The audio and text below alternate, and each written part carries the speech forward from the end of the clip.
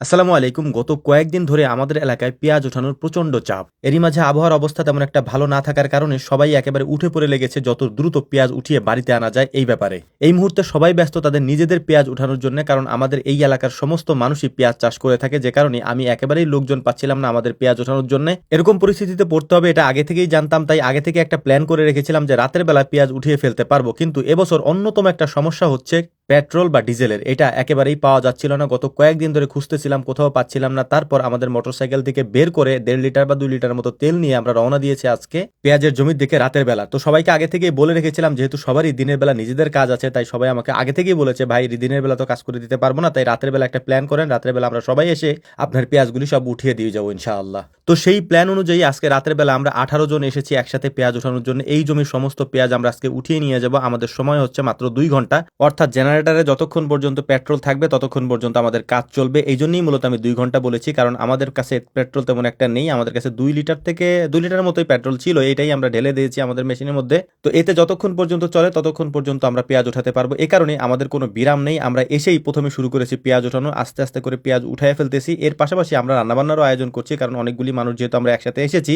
আর আমরা যেহেতু এই কাজগুলি যখন রাতের বেলা করি তখন রান্নার আয়োজন করি, বিশেষ করে দিনের বেলা করলেও এটা আমরা করে থাকি। তো সবাই মিলে কাজ করতে করতে আমাদের কাজটা প্রায় শেষের দিকে হয়ে এসেছিল, কিন্তু তার মধ্যে জেনারেটর একবার বন্ধ হয়ে গিয়েছে এবং জেনারেটরের নিচে ইট দিয়ে তারপর কাট করে হালকা যতটুকু তেল ছিল ওই তেলটুকু দিয়ে আমরা প্ল্যান করেছিলাম যে আমরা বাকি কাজগুলি শেষ করবো। এই জন্য আমরা দ্রুত উঠানোর জন্য চেষ্টা করছিলাম এবং দ্রুত রান্নাবান্না শেষ করার জন্য চেষ্টা করছিলাম। সবাই দেখতেই পাচ্ছেন যে খুবই প্রাণবন্তভাবে কাজগুলি করার চেষ্টা করছিল, কারণ রাত্রে যেহেতু আমরা এসেছি এই রাতের মধ্যেই কাজগুলি শেষ করে আমাদের এখান থেকে চলে যেতে হবে। এরই মাঝে ছোট ভাইদের একটু দুষ্টামি, কেউ সাংবাদিক হচ্ছে, কেউ এসে জিজ্ঞেস করছে, কেউ বা এসে পেঁয়াজ আগায় দিচ্ছে, কেউ বা এসে টুকটাকি একটু কাজ করে দিয়ে যাচ্ছে, কেউ একটু মাংস নিয়ে যাচ্ছে।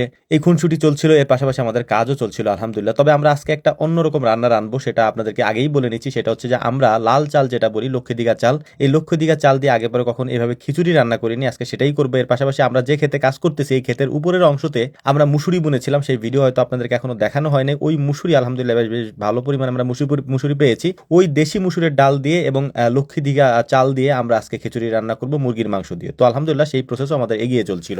ও হ্যাঁ, এর পাশাপাশি আমাদের নিজেদের ক্ষেতের এই ক্ষেতের মধ্যেই আমরা চাষ করেছিলাম উপরের অংশে রাই সরিষা, সেইটাও আমরা আজকে এই তেলটা ব্যবহার করবো ইনশাল্লাহ এখানে। এবং এর পাশে যে ক্ষেতটা রয়েছে ওই ক্ষেতে আমরা চাষ করেছিলাম ধনিয়া, ওই ধনিয়াও আমরা এখানে আজকে দিব, মানে এই রান্নায় ব্যবহার করব। এর পাশাপাশি পেঁয়াজ তো বলাই লাগে না, পেঁয়াজটা হচ্ছে আমরা এখান থেকে উঠাচ্ছি, এখানেই কেটে কেটে দিয়ে দিচ্ছি। রসুনটা আমাদের নিজেদের হাতের আলহামদুলিল্লাহ। এই সমস্ত জিনিসগুলি আপনারা আমাদের থেকে নিয়ে থাকেন। বিশেষ করে যে লাল চালটা আমাদেরকে দেখতে পাচ্ছেন এখন ঢালছি, এই লাল চালের প্রচুর পরিমাণে চাহিদা আমাদের কাছে রয়েছে, মানে লক্ষ্মীদিঘা চালের এই চালটা আমরা অনলাইনে আপনাদেরকে দিয়ে থাকি। আমাদের যত কষ্টই হোক এই চালটা আমরা অ্যাভেলেবেল রাখার চেষ্টা করি। এটার পেছনে অন্যতম একটা কারণ হচ্ছে এই চাল একবার যারা খান তারা পরবর্তীতে যখন আমাদের কাছে আবারও অর্ডার করেন বা আমাদেরকে আবারও ফোন দেন যে ভাই আবারও চাল লাগবে বা চাল শেষ হয়ে গেছে, তখন যদি আমরা দিতে না পারি তখন হচ্ছে খুব খারাপ লাগে বা তাদেরও সমস্যা হয়, কারণ যারা একবার খেয়ে অভ্যস্ত তারা না পেলে এটা সমস্যা। এই কারণে আমরা অ্যাভেলেবেল রাখার চেষ্টা করি আলহামদুলিল্লাহ। তো যাই হোক, পেঁয়াজ ওঠানোর পাশাপাশি আমাদের রান্নার কাজও চলছিল এবং আমাদের হাতে এখন যেটা দেখতে পাচ্ছেন এটা হচ্ছে কালো জিরা। আমাদের যে পাশের জমি রয়েছে এই জমিতে কালো জিরা রয়েছে যথেষ্ট পরিমাণে, এটা আমরা কয়েকদিন পরে উঠিয়ে ফেলবো ইনশাআল্লাহ। এই কালো জিরাটা কয়েকটা ভেঙে দেখতেছিলাম যে এটার ফল কিরকম হয়েছে। যেহেতু এটা দেশি কালো জিরা, এটার ঘ্রাণ অসাধারণ এবং এটার ঝাঁজ একেবারে কি বলবো, আর নিজের বলে বলছি না, তবে একেবারে অসাধারণ একটা ঘ্রাণ এবং এটার ঝাঁজটা অসাধারণ। এটা আমি নিজেই পরীক্ষা করে দেখেছি, মুখের মধ্যে বেশিক্ষণ রাখা যায় না এত পরিমাণে ঝাঁজ, যেহেতু দেশি। আলহামদুলিল্লাহ দেখতে দেখতে আমাদের পেঁয়াজ উঠানো প্রায় শেষের দিকে। আমরা খুব শঙ্কার মধ্যে ছিলাম যে আমরা জেনারেটরের তেল শেষ হয়ে যাওয়ার আগ পর্যন্ত এটা উঠাইতে পারবো কিনা। দেখতে দেখতে আমরা সেই কাজটা করে ফেলেছি। তো আমরা ওদেরকে বলেছিলাম যে যদি আমরা না উঠাতে পারি তাহলে মোবাইলের লাইট জ্বালিয়ে তারপরে এটা উঠিয়ে নিয়ে যাব। ওদের মধ্যে বেশ কয়েকজন আমাকে এভাবে বলছে আর কি যে ভাই পেঁয়াজ আজকে উঠাই নিয়েই যাব। তো পেঁয়াজ উঠানো হয়ে যাওয়ার পর এই পেঁয়াজগুলিকে আমরা এখন বস্তাবন্দি করে নিচ্ছিলাম। তো ওরা বললো যে ভাই রান্না যেহেতু হয়ে গিয়েছে তো পানি টানি নিয়ে আসি, আমরা পানি টানি এনে তারপর খাওয়া দাওয়া করে বাকি বস্তাগুলি ভরে তারপর আমরা এগুলি নেওয়া শুরু করবো ইনশাল্লাহ। তো সেই প্রসেস অনুযায়ী আমরা বস্তাগুলিকে হালকা ভরে রেখেছি কয়েকটা বস্তা। এরপরে খাওয়া দাওয়া করবো, খাওয়া দাওয়া করে বস্তাগুলি আমরা বওয়া শুরু করবো। বওয়া বলতে হচ্ছে মাথায় করে নিয়ে রাস্তায় নিতে হবে, কারণ রাস্তা এখান থেকে অনেক দূরে এবং ওখানে গিয়ে আমাদের নসিমনে উঠাতে হবে, নসিমনে উঠিয়ে তারপর এখান থেকে বাড়ি নিয়ে যেতে হবে। তো টোটাল আমরা কয় বস্তা উঠেছি এটা শুনলে অবাক হবেন, কারণ আমরা 2 ঘন্টার মধ্যে প্রায় 27 বস্তার মতো পেঁয়াজ এখান থেকে উঠিয়েছি। এক একটা বস্তার ওজন প্রায় 55 থেকে 60 কেজির মতো।